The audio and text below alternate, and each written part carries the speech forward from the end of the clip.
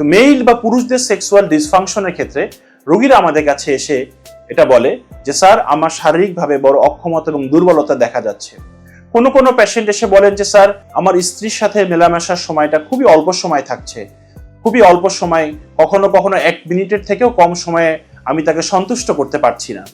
কখনো বলেন যে স্যার আমার ঠিকমতো এটা লিঙ্গ উত্থানজনিত সমস্যা হচ্ছে, ঠিকমতো স্ট্রং হচ্ছে না।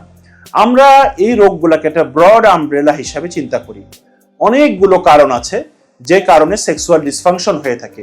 অন্যতম একটা কারণ হচ্ছে সাইকোলজিক্যাল ইস্যু, অ্যাংজাইটি ডিসঅর্ডার, অতিরিক্ত দুশ্চিন্তা, বিষণ্ণতা, রাতে নিদ্রাহীনতা, অতিরিক্ত লোড বা প্রেসারে থাকা, বিভিন্ন ধরনের ওষুধের পার্শ্ব প্রতিক্রিয়া, ডায়াবেটিস, প্রেসার, শরীরের ভিতরে অতিরিক্ত মেদ বা চর্বি জমে যাওয়া, রক্তের ভিতরে কোলেস্টেরলটা বেড়ে যাওয়া, থাইরয়েডের সমস্যা, এছাড়া আরো বিভিন্ন সমস্যার কারণে সেক্সুয়াল ডিসফাংশন হয়ে থাকে।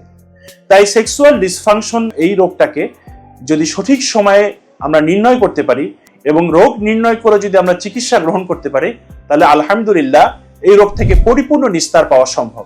যেহেতু আমাদের পারিবারিক জীবনে এটা অত্যন্ত গুরুত্বপূর্ণ একটি বিষয় এবং আল্লাহ তাআলা এই নিয়ামত আমাদেরকে দিয়েছেন সঠিকভাবে আমাদের স্ত্রীদের হক আদায় করার জন্য, এটাকে ব্যবহার করার জন্য। তাই সঠিক সময়ে যদি আমরা একজন বিশেষজ্ঞ চর্ম যৌন বিশেষজ্ঞের সাথে পরামর্শ করি এবং আমার রোগকে আইডেন্টিফাই করে এ রোগের সঠিক চিকিৎসা গ্রহণ করি, তাহলে এই রোগ থেকে সম্পূর্ণরূপে নিস্তার পাওয়া সম্ভব।